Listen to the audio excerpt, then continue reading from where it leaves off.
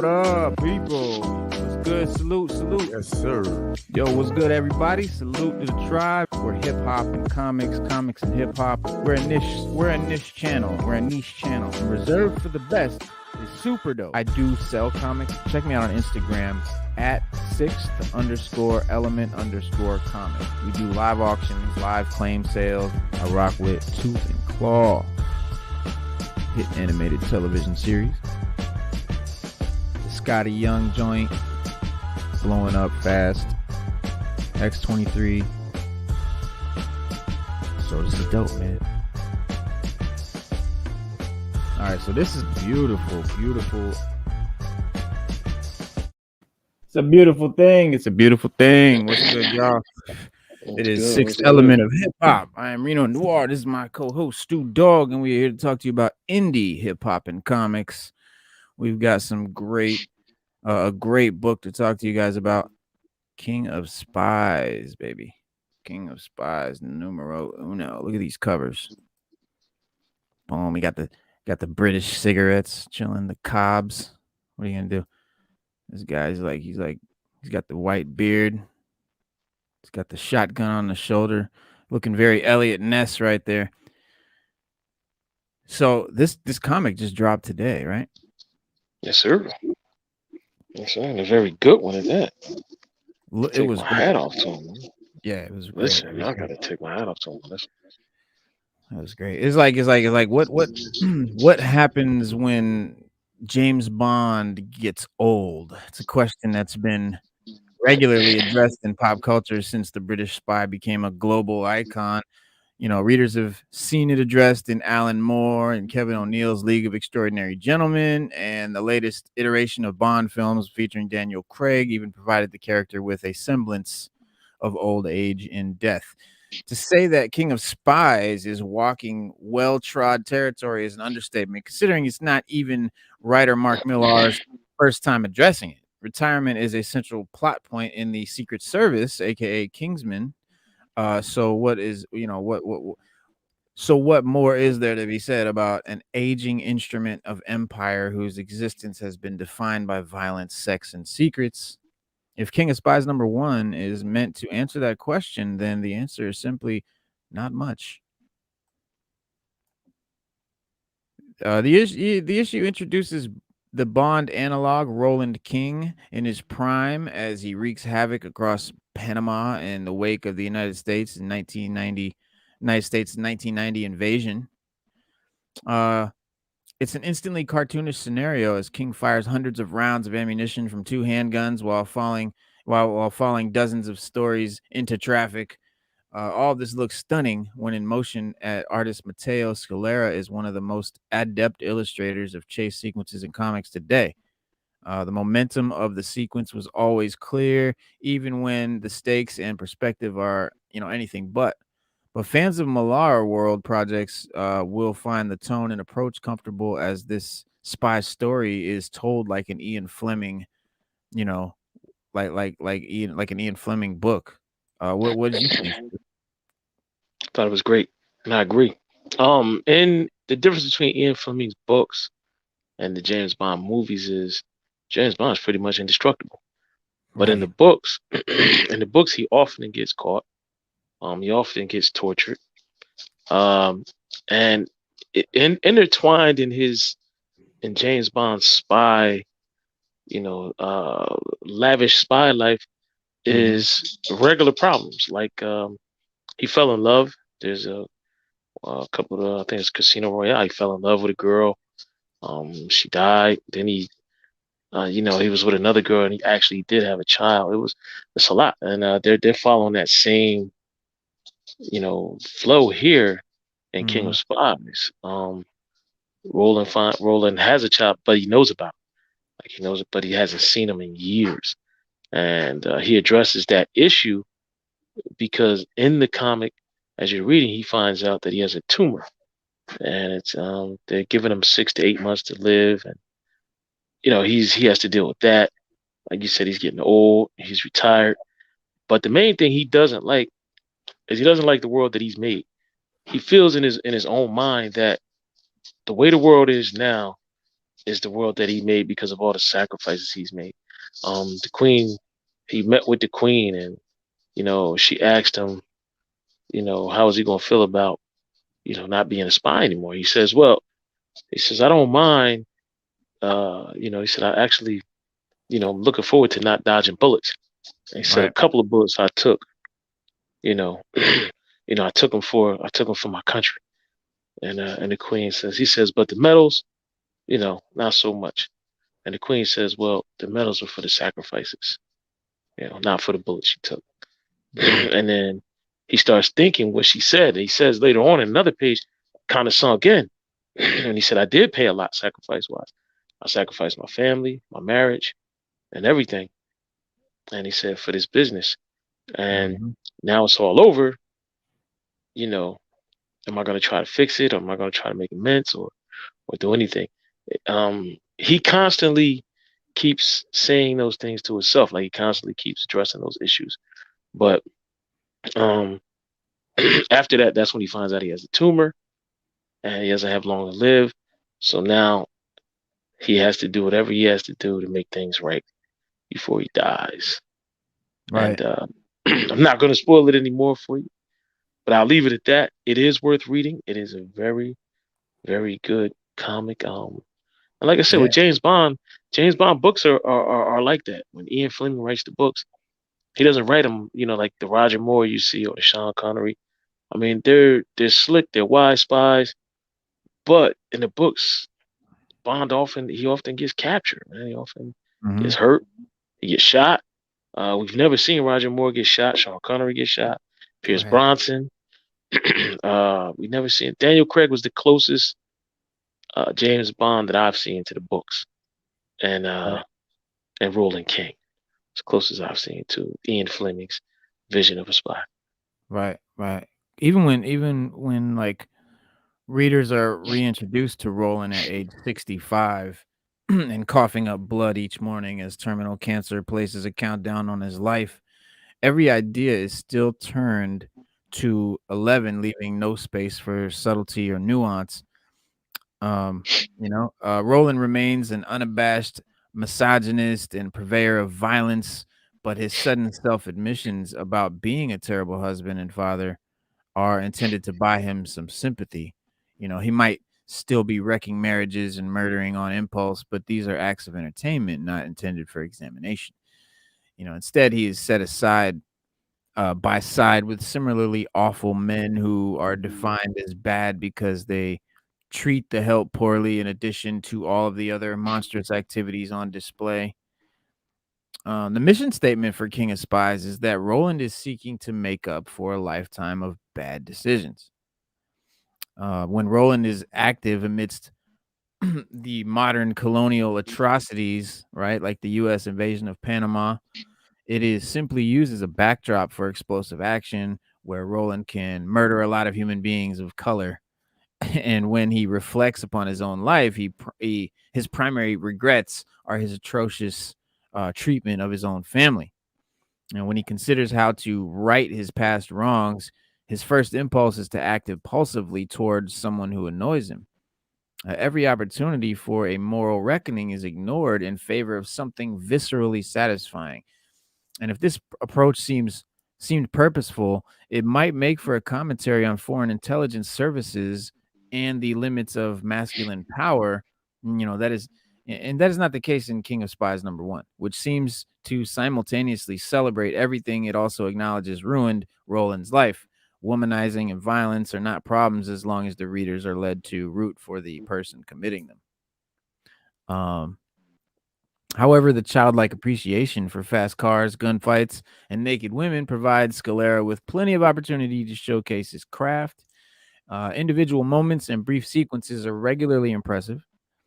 Roland manages to make a sympathetic appeal as his habits, a dad type mold that appears endearingly pitiful with blood in his beard. The larger narrative often fails to cohere. Characters who die midway through the introductory sequence are revealed as corpses many pages later to no effect. Yet the action itself is always exciting and offers readers something of value to provide their attention in a hackneyed narrative that barely contemplates its own premise. Beyond the visual appeal, there is very little to be said about King of Spies, and that seems to be a key selling point of the Milo World brand now. So it's like it's not this is not like a deep existential. I mean, this is an action book, you know? It's a violent action spy book. It's not, you know, it's not meant to be read into too deeply, I don't think. It's just it's fun, you know what I mean? It's fun, it's exciting. It's James Bond because James Bond, like you said, talking about the movies, it's never been realistic. I mean, not at Mm-mm. all. Like, look at the Roger Moore. I mean, and what was he? I think in one movie he was like in a robot alligator. It was just a whole lot of stuff. There's a lot of crazy, there's a lot of crazy shit in those movies that is not even meant to be realistic. It's very comical. Makes for a great comic book. The books, however, which I've never read an Ian Fleming Bond book. Um, have you? Have you read those books? Yeah, I've read a few of them. Really? Yeah. Especially when I was in high school. Yeah, read a bunch See, of them there. I've read the Jason Bourne stuff. I got a few books, and that was more interesting to me because the Bourne movies seemed more realistic, maybe than a James Mhm. Bond, movie. So that was my thinking going in, to the books. But I keep hearing that Ian Fleming's books are far better than the movies. Like Oh it's a God, yes. yeah, way more Oh God, yeah. realistic. Yeah. Yeah, yeah. If you haven't like, I don't even know how to put it. If you haven't read an Ian Fleming book, um, please do. It's a treat to read. It's it was like I can't even just say. I can only say I was just blown away by a lot of the books that I've read by Ian Fleming and Sir Arthur Conan Doyle. That's another one that the books that the Sherlock Holmes just blew me away. Mhm. Like it literally, like I literally after I got done reading, I was like, man, that was really good. Like, and I mean, I haven't. Books are always better than movies. Like when I read Jurassic Park, Jurassic Park was way Yeah. different than what the movie portrayed it. Yeah. For Um, and speaking of Jurassic Park, they just put out a 5 minute intro video for the new Jurassic Park movie. Um, but Ian Fleming's books and Sir Arthur Conan Doyle, if you haven't read them, go read them. They're good yeah, books, for and sure. they the way the characters are portrayed is very lifelike. You know, Mhm. they bring them to life on the pages.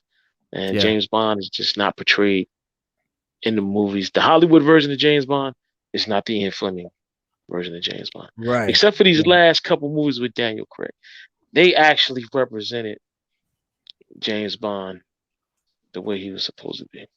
Yeah, because I think the Jason Bourne movies came out, and then the Daniel Craig movies had to kinda respond to that. They couldn't go goofy James Bond anymore because now we're looking at badass Jason Bourne stuff, and so I think they had to keep up. They had to kinda match that, and they've definitely got the budget to, go way above and beyond. But I think I saw the first Daniel Craig Bond movie, and that was crazy. I was like, "Man, these just the stunts alone were insane." Yeah, But, yeah. And yeah, I always love spy. it's physically demanding. Yeah. Um, what's his Evil Dead, Ash, the guy that plays Mhm. Ash in Evil Dead. What's his name? Something took my Uh, tongue. Um, anyway, he was saying the other day that he can't play Ash anymore. He said it's too physically demanding now. That is, you right. know, He's an old head now. yeah. He said it's just. I said I just can't do it. Um, and I was like, well, I'll get it. Like I was get it. Like he's getting older. Like he's not getting Bruce any younger. Campbell. Bruce Campbell, yeah, Bruce Yeah, Campbell is not getting any older. I mean, he's not getting any right, younger. and He's even just younger, saying, yeah, yeah, yeah. yeah. He said I just can't do it. And he said it's not that he doesn't want to play the role or that he hates anything else.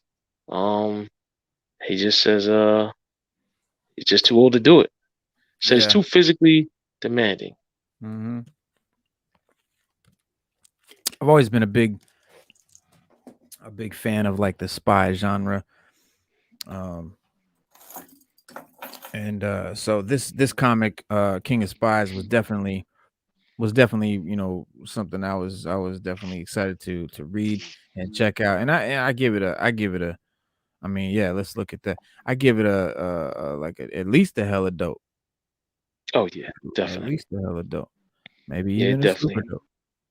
It was Yeah, great. yeah. It definitely gets a hella dope. Definitely, definitely. I wish Yeah. I could have got that Cover. cover, man. What? I I know. got the. I have. I purchased the very last one on the stand, so I couldn't get none of those other covers, man. Yeah. But I might have to hunt them down. I might have to hunt one or two of them down. Yeah, So and you know what I'm noticing? Okay, so this is issue 2. Alright, these are issue 2 issues. covers. Oh Yeah. yeah, yeah. I'm definitely gonna get those. The But covers are that out for issue, 4. It's a 4-issue miniseries. okay. Yeah, and they've already got the covers for 2, 3, and 4. You could pre-order 2, 3, and 4, I guess now. So, Yeah, I might have to but do that. yeah, I might have to do that because it was definitely gone. Um, when I got there. So yeah. But I also picked up a couple other gems that you should go pick up. And these are the cooks pick of the week. We have Wonder Woman Annual, and we have Hawkeye, Kate Bishop, number one. oh, is that a Scotty The Young? Yeah, man, Yes, sir. check it out. Look at Scotty that, Young. beautiful, That's a beautiful. Scotty Young.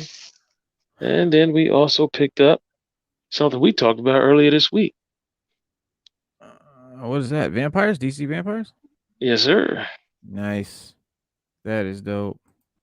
Yeah, I definitely need to get in on that. I got to get my vampire on. Yes. So, what would you do if a Green Lantern was a vampire? That's the question that you ask yourself on this cover. We talked Yeah, about Superman being a vampire, a right, Green Lantern as a vampire. And remember what we said: a focused Green Lantern is almost unstoppable. right. So just think if he's a vampire and he's focused on his hunt, I can't wait. I can't wait. that's powerful.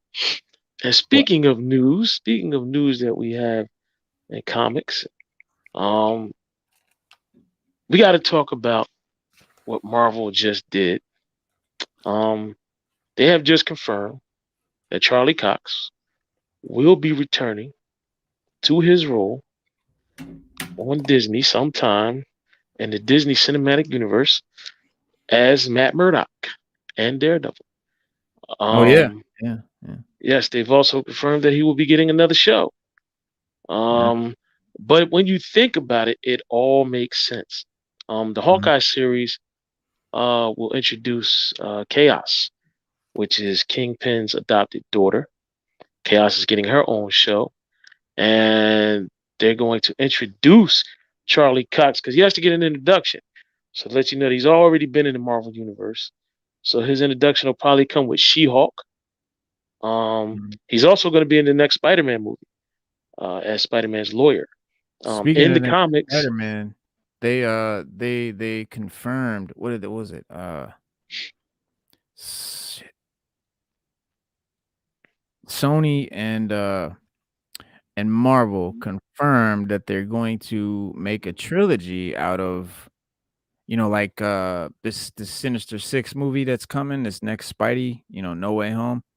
They've mhm, planned a trilogy behind it, so it's, like, confirmed, like, a Sony, insider or exec, confirmed that they are actually doing they're planning a trilogy from there, so we don't know if it's gonna be additional new villains or if it's just gonna be an extension of the Sinister Six story. I hope it's kind of a little bit of both, but, I'm mad excited that, Marvel and Sony are really getting together on, some Spider-Man stuff, but as for our hip hop, section of this, Wu-Tang, 20 years ago this month, Ghostface Killah released his sophomore album, Supreme Clientele. It's my favorite Wu album. The razor sharp, epic Sony Records LP has proven to be one of the greatest solo works in the Wu-Tang Clan catalog. 3.5 years removed from Iron Man, the album is a benchmark for Ghostface Killah and the Clan. RZA said, most importantly, for me, to my ear, Ghostface became the best MC in the world that year. He said to Ambrosia for Heads, if there was a championship belt, he grabbed it that year. Ghostface Killah started 2000 on top, and I gotta agree with RZA, man. Like Ghost is my top. Ghost is my top out of my top five. Ghost is my favorite MC, just for his versatility, his creativity. You know, of course the bars, but his storytelling, the vividness, uh, just the flavor, the consistency. I mean, RZA produced 11 of the LP's 21 Supreme Clientele had 21 tracks, including skits and interludes. And at the close of the 1990s, the Abbott had joined the other 8 Wu members in pursuing solo interests amid handfuls of business ventures. And in those years, RZA had vacated his basement Staten Island studio, The Chamber, and it had twice flooded, compromising several solo albums, including Inspector Deck's anticipated debut that we all wish we could have known about what it was. But now RZA and the Clan had recently opened 36 Chamber Studios in Midtown Manhattan, overlooking the West Side Highway of the Hudson River. And with the move, RZA ushered in a crop of new producers, including A La Mathematics, True Master, Fourth Disciple, to take the reins. Whereas many Wu MCs made their second wave of solo albums following the 93 Swarm without RZA's strong presence. Ghostface Killah was an exception. The Abbott credits his close friend and brother-in-law with taking the initiative to make that happen. He said, at that particular point in time, Ghostface didn't want to burden me with putting me back in the basement, to be honest. RZA, refers to the former lab, but presumably also the distinct sound that he created with the Ensoniq ASR 10. Between his Bobby Digital project and Ghost Dog, the artist was looking to grow. And Ghostface Killah actually said, I'm going to go and collect some beats from the industry. I'm gonna bring it back to you. You can add your joints, but I don't want to wait for you to create. RZA admits that not all of the Clan worked this way. He said, I think Inspector Deck had that problem of waiting for me, and then ended up not waiting for the full period, and then just jumped in. But Ghost wasn't gonna wait either. When he went and collected those gems that he collected from a lot of great producers in the game, definitely Juju of the Beat Nuts and everybody, and they gave him some gems. He brought it back to me. Juju produced One, which is one of my favorite tracks. One is like, yeah, that's definitely one of the top joints. That's one of the top One joints on there. is ill. One is ill. While Wu engineer Carlos Best stepped in for a single Cherche La Ghost, that's another classic. The That is UMC, that's a straight classic. oh yeah, the UMC's Haas G, a fellow Staten Islander, laced Apollo Kids, another classic as Hassan. Mathematics hooked up several songs, including my favorite Wu Tang hip hop track, period, Mighty Healthy. So I definitely got a lot of respect for Mathematics. He's definitely produced probably my favorite hip hop song of all time. Definitely my favorite Wu Tang Ghost song. Mighty Healthy is my joint. Just the way it comes in, that beat, that boom bap, that boop boop bap, boop the bap. That shit just kills me. And RZA says even before he added his ingredients, the recipe was impressive. He said when he brought it back to me, even the demo form, his lyrical content, the images he was painting with his lyrics, I told him, I said, yo, right now, you're the best MC. You're the best MC right now. Nobody is giving this much information, substance, unique visuals, cadence. Nobody's doing that. And I gotta agree with him, man. Ghostface, this is why he's my guy. The Wu-Tang Clan's Abbott watched in less than 7 years since Dennis Cole's debut. He said, to me, the greatest joy ever was to watch Ghost go on from Bring the Ruckus and Protect Your Neck, which are great verses, but then to watch him expand himself on Cuban Links, and then watch him settle in on Iron Man, but then come back even sharper on Supreme Clientele. I was amazed by his talent there. And again, I gotta agree with the RZA on that. Uh, RZA also remembers his an ensemble vibe. He credits Wu affiliates hitting the album with darts.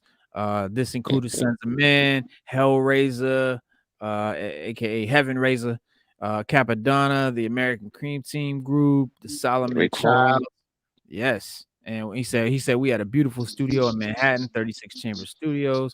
It had some of the biggest speakers ever made for a studio to that date. He said it was just so much fun just creating in there and blasting our music loud, all the energy that came in. He said when you think about it, American Cream Team with Lord Superb and Banky B and them, and you think about all the other Wu affiliates that just popped in to show love on that album, it's crazy. Notably, RZA reveals that Tony Stark's uh, wished to his best, wished to best his work on not on Iron Man, but his co-starring role on the Purple Tape. Ghost's goal was to top the Cuban links, and in some circles he has, in some circles he hasn't. But that's what's beautiful about it. RZA is also aware of the countless debates surrounding Ghost's first two albums. I already know what you're gonna choose, but in my writer's room, there's an ongoing debate, and I don't join the debate, but the debate is what's better, Iron Man or Supreme Clientele. The atom will flip in my writer's room, but I will say that my partner Alex Zay, who is a co-producer of Wu Tang American Saga, he says Supreme Clientele hands down, and that's an ongoing debate. Uh, he recalled his basement studio along with his best layout, his newest layout. Remembered the late Papa Wu, and discussed meditation. But man, Supreme Clientele, like I said, that's my favorite. RZA said that was his favorite project, his favorite Wu Tang project. Period. mm, Like not just his favorite Ghost album. That was his favorite project he ever worked on. His favorite of the Wu albums. the Wu albums. Wow, Yeah, that's crazy. and that's a big statement. That's a big statement. That is a big. I mean, you had Wu Banger on there. That was my joint. Man. That's my Yeah, favorite joint on the whole album. But he had Ghost. I just watched an interview recently. He was on Drink Champs, and Ghost said yeah, when he made Iron Man, he said he was in a dark place. Cause he said right. when you listen to You can Iron Man, he tell. said it's dark. Yeah, he said Iron Man is Yeah, dark. it's very dark. He said I was in a dark place. He said he had the Delphonics on the album, and he had a shootout in traffic with the Delphonics in a van Mhm. right behind him. And he said he's shooting. He said I'm shooting. He's shooting back at me. The Delphonics in the middle. He said, I'm like, damn, I got the Delphonics here. I'm having a shootout in the middle, in the That's middle of the crazy. street.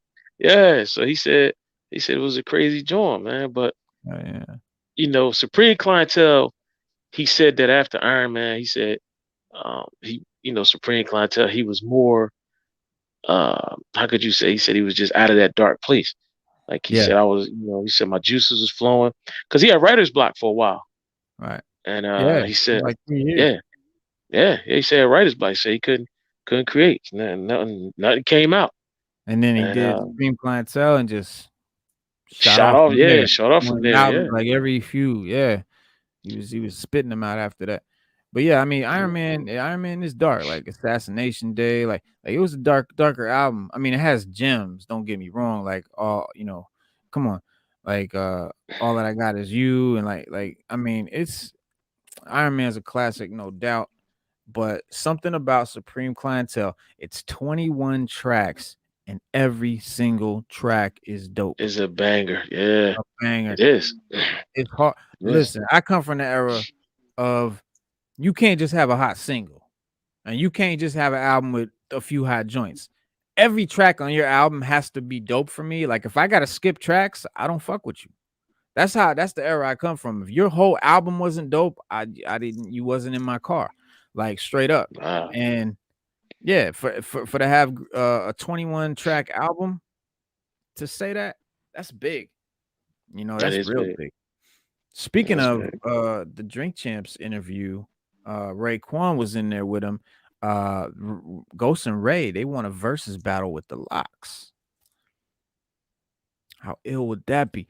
In the 1990s, the Wu-Tang Clan rose to become one of the hottest hip hop groups of all time. Rappers such as Ghostface and Raekwon became household names in their career to this day.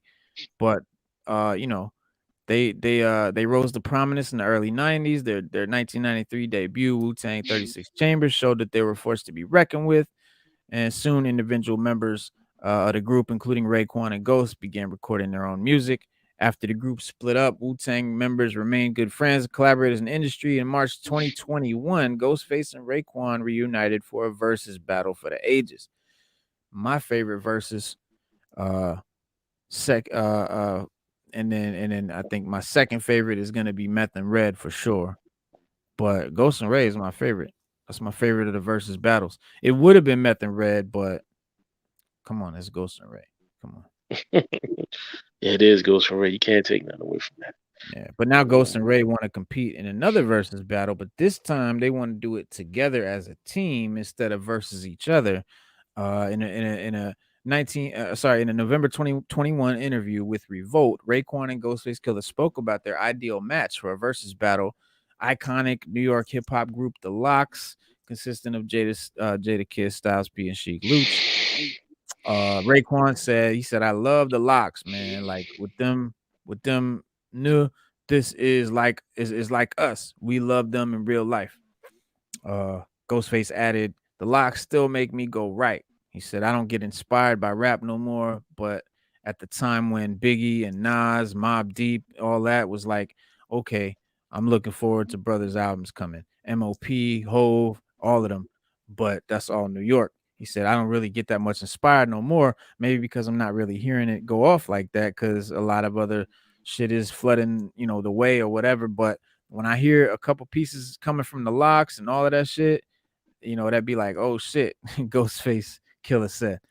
So yeah, I feel him. You know what I'm saying? He's just saying like basically the locks is the only people that's really inspiring him right now. Coming from our era, the locks is one of the only groups that's still, putting out that dope hip hop vibe Consistently.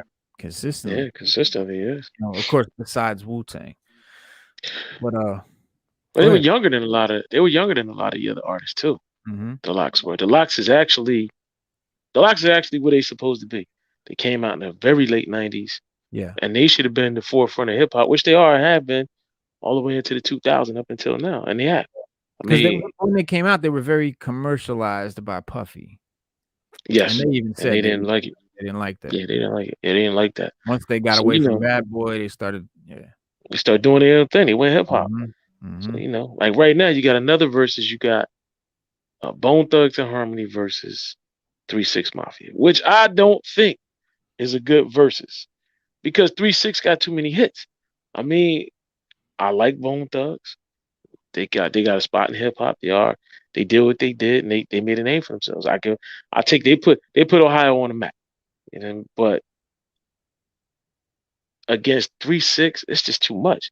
3 6 got too many hits, man. Bro. They just we talking about 3 6 Mafia, man. They tear the club up, I spinners, mean, yeah, they got a lot of club scissor. bangers. They got a lot of club bangers and shit. But But I they don't were the know. ones when Bone you got. think about it, like this. The sound they I came mean, out of Bone Memphis. outsold them. Bone sold way more than they did. You know that, Yeah, right? you probably could make that argument, but Yeah, they got hits, uh, bro. Bone got hits. but 3 6 had the streets. It's like the Locks versus 50. The Locks had the streets and 50 had the numbers. So it's like 3 6 got the streets, but Bones got the number. You know what I mean? And that's just what it is. But 3 6 Well, it Mafia, was man. regional though. I mean, it was regional. Like 3-6 definitely had it for the South. Yeah, they Bone did. definitely They had they it for, yeah, they held the yeah, South down. They Midwest. held the South down Yeah. for a long time. Yeah. And actually sparked a movement in the South Cooks, that we still what listen to today. in the chat, what up, Cooks? He said, "What? Bone has plenty of hits." Yeah, they Hey, do. They Cooks, do. you got They the do. link in your email, bro. If you're not busy, man, hop in here with us if you want to. Yeah, they do. They do have plenty of hits. I agree with Cooks. I Yep. can't take none because I like Bone. I own damn near every album they ever made. I mean, they But only they only had like 3, I think. four albums. Was it 4? But yeah, they did four. They What did are four they? albums. Hang on, I'll tell you in 1 second. They They got might have Thuggy did more. Thuggy. They might have did more than that. To be honest with you. After the second one, I don't really know much. I don't think anybody does. Yeah, they didn't do a lot after that second album. East 1999, whatever it was, that was they had Thuggish Ruggish Bone wasn't really their first album. Their first album was some satanic thing, like, it was Bone, but it was beating on N words every day. That's what Bone stood for. And their first Is that what it album was? cover, Yeah, yeah, they did beating have one. on, Yeah, Bone was the first. You're right. I and remember that, they Joe. had satanic symbols, and it was like, yeah, like that was the first album, and All then right. So it yeah, they didn't got go quite a nowhere. few. They got Faces of Death, E That's the one. That's the, 1999, Eternal, The Art yeah, of War, yeah. and they got BTNH Resurrection, and they got Thug World Order, Thug Stories, Strength and Loyalty, UNL 5, The World's Enemy, The Art of War, World War II, and New Waves, which just came out in 2017. Yeah, see, I don't know what that Art of War is because, oh, it came out after. Okay, that's why, because it came out after. But yeah, I mean, all that other stuff, like those had to be mixtapes, bro. Like 2007 Strength Nah, and those are studio albums man. Well, and nobody extended buying. plays. Creeping on the Come Up, Bone for Life, which came out in 2005. But I own E 1999 Art of War. I got Thug World Order, and I got Strength and Loyalty. I think yeah, because the last one I got for them was '07. That's about the last time I got a Bone album. They got a 2015 album called Nothing But Hits. Nothing but the hits. That might be a greatest hits joint.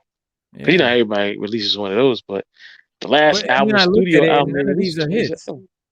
I look at the album, none of the Never Forget Me, never heard of it. Mo Thug Anthem, Way Back, Take a Trip, Twisted, Close My Eyes, So Crazy, AK-47, and 60-Second Assassins. These are not the songs I would have picked for a Bone Thugs greatest hits album. Like, come on. I You don't mean, got listen, Thuggish Ruggish on there. You don't got For the Love you of got Money. You don't got East 99. 1999 Eternal. 1999 Eternal that was the hit album for them. I mean, Yeah, that's the Crossroads, joint. Yeah, Crossroads, Who the Lovers, Eternal. Mr. Ouija, Yeah, Mo Murder, Die Die Die, First of the Month. first of the month. Yeah, Come on. that's that was their Yeah, that was the Mr. that Bill was that was the Collector, album, bro. Yeah, Bud that was the Smoke. album. Oh, I had, yeah. See, that's what I said. When East 99 came out, I was definitely on that. I was definitely on Mm. that. But after that, because honestly, when that when they did their album, I mean when they did the song Crossroads, I was a little bit like, I don't know. It was like one That was minute their it's commercial. Well, more that's their murder, now commercial. it's pray every day. I don't know. It was like, come on. Well, that's their commercial joint. You Yeah. gotta do a radio jam. That was their radio jam, man. No, that You my gotta do problem with it commercial. was that they went so religious with it. They went so Jesus pray, and it's like I mean, your I first always album thought they would. you No, Satanists, your second album you murderers, and now you're praying every day?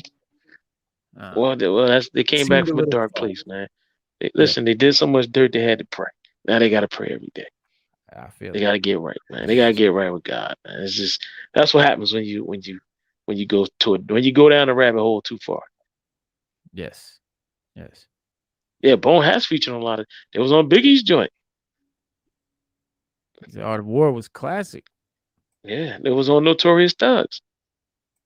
Yeah, anyone can Anyone can change and change, Reno. change Rita. Yeah, That's true, for man. sure, Rita, for that's sure. true, man. They went down the rabbit hole too, for they came back, man. They good I now. wasn't listen, y'all be I wasn't 40 years old back then. I was like, what, 17? Come I on. wasn't 40 either, man. I wasn't 40 either. But you was like 8 years older than me. 22. You was in your mid-20s. I was a About 20. teenager. I was When in I the was street. 23, I was 23 when they dropped Eternal. When they dropped Eternal, I was 23 years old. Right. And I was in the streets. I was gang banging. I was literally in the heat of it. So it wasn't no, oh, well, anybody can change. Now, it wasn't about, you know what I'm saying? Like, in them times, it was kill or be killed. It was you hard or you fake. Like, it wasn't no like room for uh what do you call it? Uh repentance or whatever. Like, that was seen as soft. You know what I'm saying? I But look, mean, And look, I wanna anyone can change. You know what I'm saying? Just because that's the way I thought then, don't mean I think that way now. Cause I don't. The way I So thought you've then changed. was very I've changed. Okay. Yeah. So you did a Bone Thugs. I did a Bone Thugs. Okay. Nothing wrong with that. Nothing wrong with that. Did a Bone Thugs. Nothing wrong with that. We saw it as fake, as like they're just doing it for the money, kind of thing. And one minute you was our gangster kings, and now you're, you know, but I mean, they had songs with. Cooks want you to He get says, me, "To get this dude, get me. I got him, Cooks. I got it." I mean, they did songs with Tupac. They did songs with Easy E.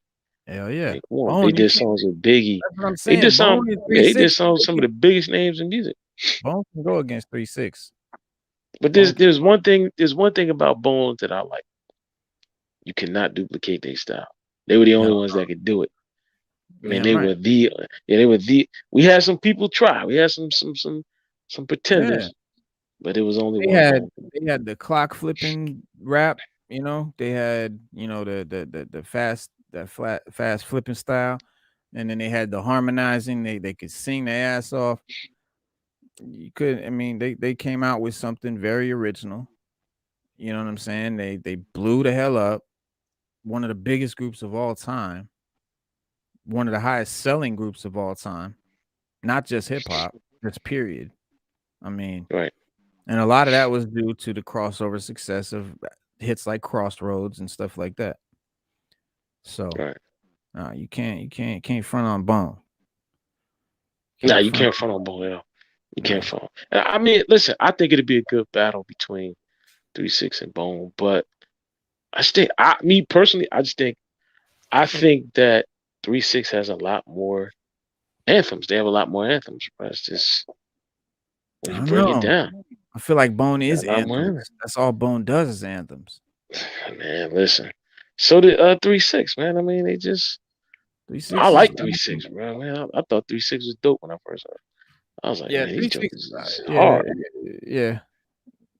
I don't know, like, when they first came out, they was, I was like, "What's going on? Like, what is this? Like, 3 sixes? Are they on some triple six? Like, what's this about?" I was very intrigued, I was very interested, and I definitely wanted to learn more. So, Right. they caught me there. Yeah. Yeah. Oh, so you saying like the way they came out? Because remember they had to tear the Yeah. club up. Yeah. They had Yeah, I sipping mean, I on watched some scissor. of the Scissor on Scissor.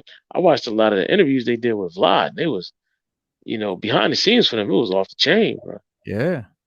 You know what I mean? So Yeah, Juicy J is cool, man, and you got two out of the original uh six it's members only are 2 of dead them, right? that are representing right now. That's Paul and Juicy J.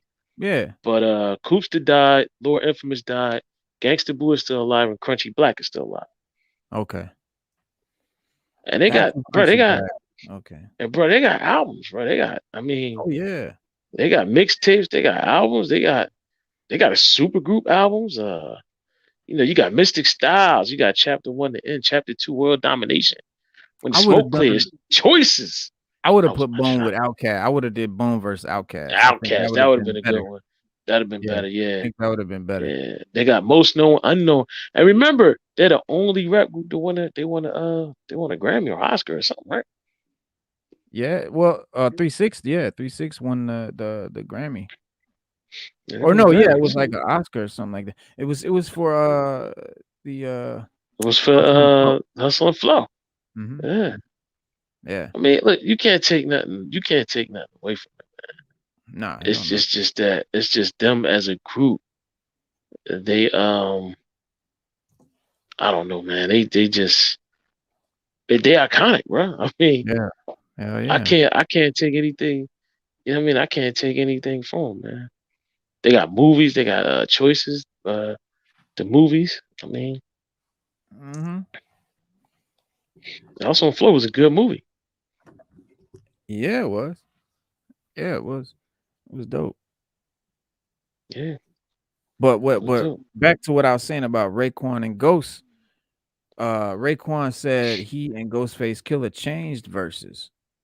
Raekwon went on to speak about how intense the Locks and Dipset's versus battle was. We all remember that. He also added what he believes is to the key to winning a versus battle. He said, "One thing about versus, anybody could win if your list is right."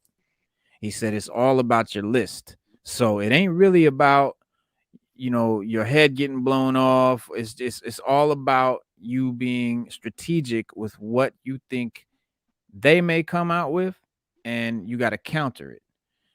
But I'm gonna be honest with you, when they were doing all of that, wilding on each other, I respect it because it was a night of battling. When you battling, even though it's a friendly competition.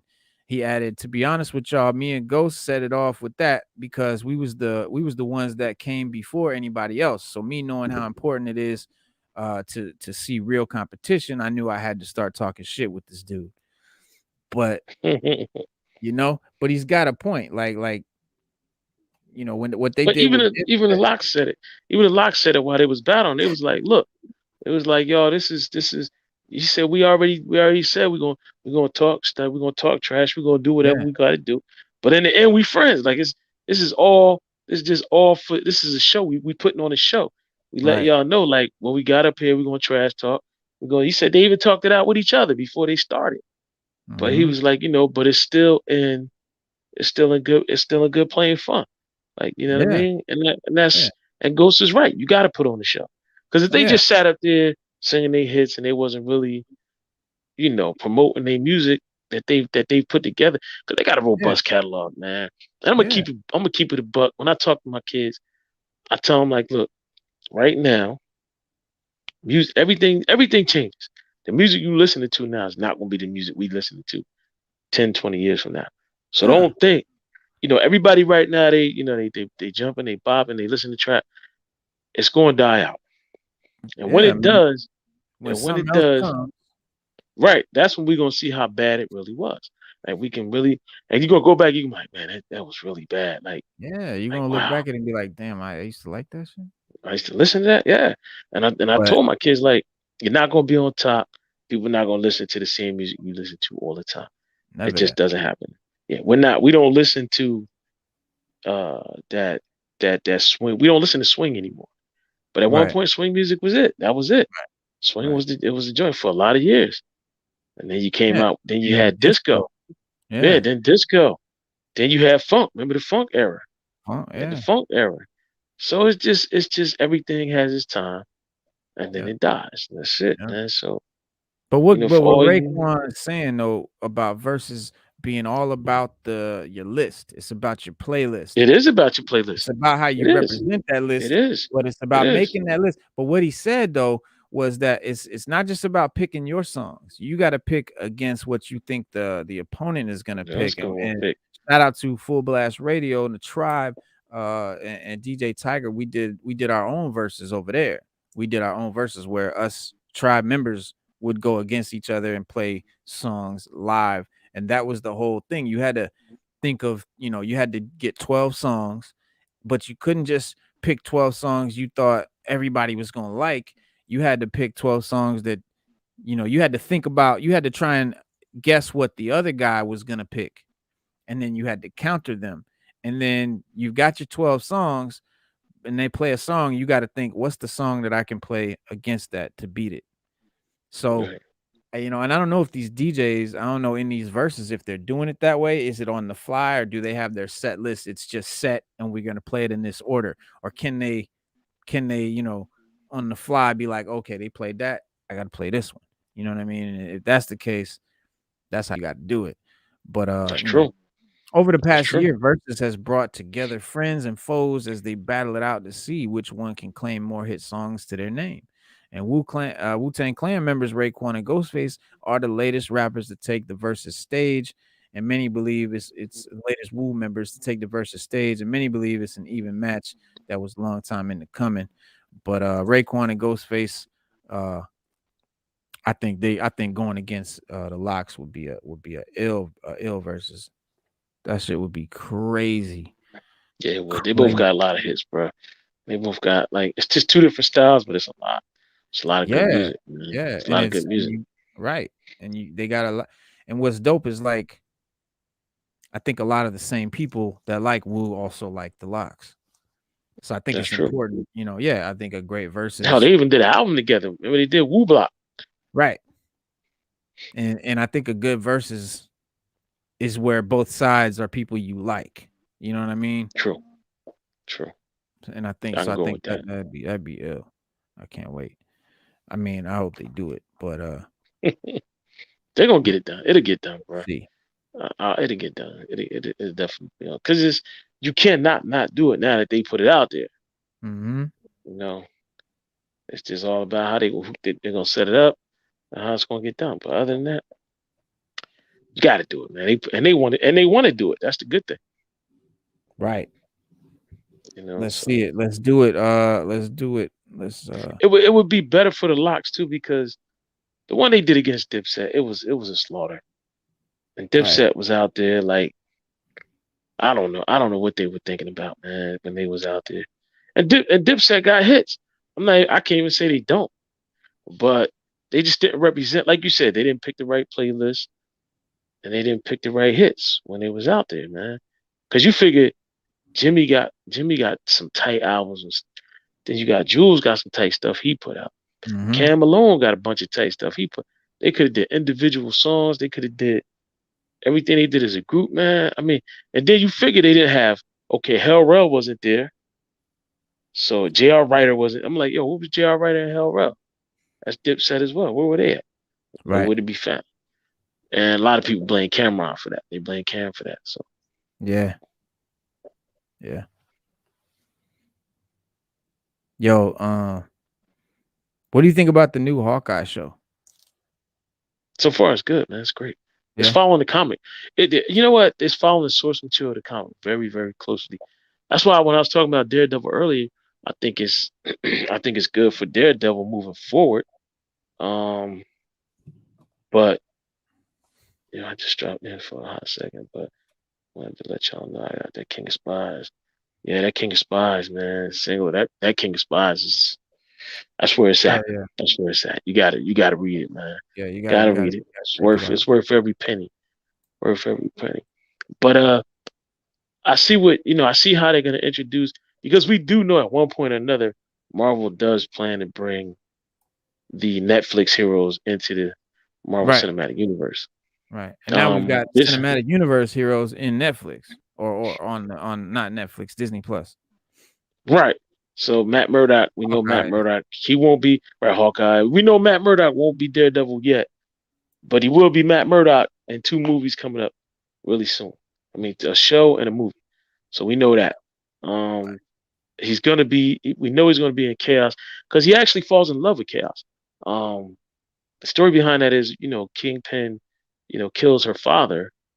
And before the father dies, he asks Kingpin to raise his daughter right. Kingpin kills him right in Mhm. front of her. Right. So Kingpin gets her, he adopts her, he keeps his promise, but he finds out that she's kind of special, that she has Yeah. some things going on. She has a couple extra senses. So he sends her to a school for gifted children to Mhm. enhance those abilities, and she becomes this dope assassin. Right. So now he tells her she has to kill Daredevil, which she does or tries to do. But then in the meantime, she meets Matt Murdock, but she doesn't know he's Daredevil. But then she figures out that he that he's blind, and she figured, I like him. He's special like me. But then she figures out that Daredevil has some extra senses too. And she uses his weakness against him, which is, doing things to mess with his senses in order to kill him. But right before she's about to kill him, Daredevil admits to her that he's Matt Murdock. But he already knew she was Uh, Chaos. So he was like, look. So then she doesn't kill him. Then she winds up, he tells her everything. I mean, Daredevil tells her everything that happened. Everything about Kingpin, how bad of a person he is, this, that. And she believes him. She says, wow. So in the end, she winds up going to try to assassinate Kingpin, but fails. But she winds up shooting him in the face and blinds him for life. So he winds up being blind after that. right. But it's a dope. dope casts a dope storylines, a dope character. I can see them using that to bring Daredevil into the Marvel Cinematic Universe, along with Yeah. She-Hulk, Spider-Man. You know, Mhm. they're building up for Daredevil 'Cause him and and She-Hulk are both Hawkeye. lawyers too. Right, he's also supposed to be in this Hawkeye series as well. So Matt Murdock's going to be in Oh, his Hawkeye. okay. So that's gonna that's bringing us closer and closer to Daredevil on Disney Plus, or maybe even another Daredevil movie, because the last Daredevil movie was, well, you said it, I did. You said it, I did. I ain't say nothing. It was questionable. It's like Green Lantern. It's like the Green Lantern movie. Yeah. I didn't notice that Daredevil was that bad though. Nah, I can't take anything away from it. It was good for what it was back A then. lot of people talk about it being really bad. Wasn't I that could have been bad. better. I mean, it could have been a hell of a lot better in a lot of ways, and I don't know if Ben I Affleck wish was we'd have got right. more Daredevil. My only complaint was more Daredevil. And I wasn't, Less. yeah, right. And I wasn't a big Daredevil fan when that movie came out either. I'm a recent Daredevil fan because Chip Zdarsky's current run on Daredevil is so good. That when I started to read it, I was like, yo, like this character is dope. And I became definitely a Daredevil fan. So if y'all definitely like Daredevil or you don't like Daredevil or you're not sure, read Chip Zdarsky's run. I think he's still doing it right now. It's the current run Daredevil. It's amazing. It's amazing. Made a Yeah, it fan is out of me. Daredevil. Yeah, Daredevil will make a fan out of you, man. If you read And the Daredevil, show is you'll. great. But yeah, yeah, for sure. Yeah, Well, yeah. And he's just guys, now. That's before we go. I just want to ask you one question. yes. Since you like Daredevil and you like the comic so much, why do I get all this flack about Punisher when Daredevil is violent? So why do we get a violent Daredevil comic show slash whatever?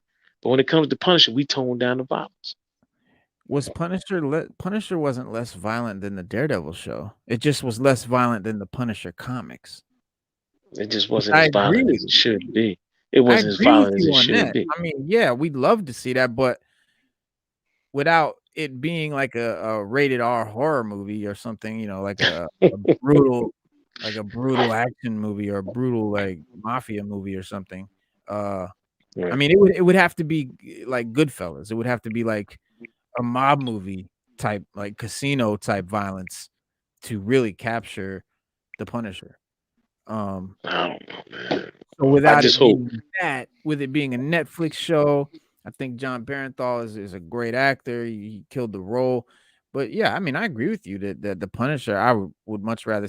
I mean, the Punisher movies were more violent than the show because I guess they couldn't go that far on the show, which Yeah, I the got. movies are very violent. I Yeah, the mean, movies look, were we way and we got the and can I get the gloves? Can I get the white gloves, the white boots, black suit, white skull, please? Like damn, like I'm tired of this spray painted T-shirts and underwear and things like that. I'm tired of it. yeah, the I'm tired. Yeah, spray Rambo paint. type violence. So yeah. If you could do John Wick, John Wick was violent. Well, that's a John Wick movie was though. violent. It doesn't And if matter. It you was violent. look at the Punisher movies, that's violent. The Punisher movies were on point. It's just that the show is a show, and I think maybe that the show couldn't go that far, and maybe that means they shouldn't have done a Punisher show. But I was Punisher was I violent. loved season 1. I fell off on season 2. Like season 2 of the Punisher show didn't capture my I didn't even finish it. Same thing. Same thing with me. I Yeah, fell off after didn't season even two. finish it. Yeah. Season 1 was cool, but yeah, it just kind of fell Yeah. off. So I mean, Yeah. I agree with you on that. But no, I kind of we gotta wrap it up because I am gonna be on a show. I think it's gonna be on Sands Group Collectibles YouTube channel. Not sure the name of the channel, but they're doing a sort of a hip hop and comics or music and comics themed show, and they asked me to be on to talk about hip hop and comics. I know you can't do it, Stu, because you gotta the wife says you can't do it after 7:30. Yeah. You gotta go. I got work. I got work too. I got work too. Yeah, it's By the time I 7:39. get So I know started. you got Yeah, by the time. you wanted to get off 10 minutes ago, so And plus, you got a show to do. So, and I do have a show in 20 minutes. So, but all yeah, right, man, listen, uh, King of Spies, go check it out. Go pick that up. It's dope. We definitely giving that a hella dope, super dope rating. It's a good book. I can't wait for issue 2. So that's it. King of Spies, issue 2. Check it out, coming soon. And this is Sixth Element of Hip Hop. I'm Reno Noir signing off. peace.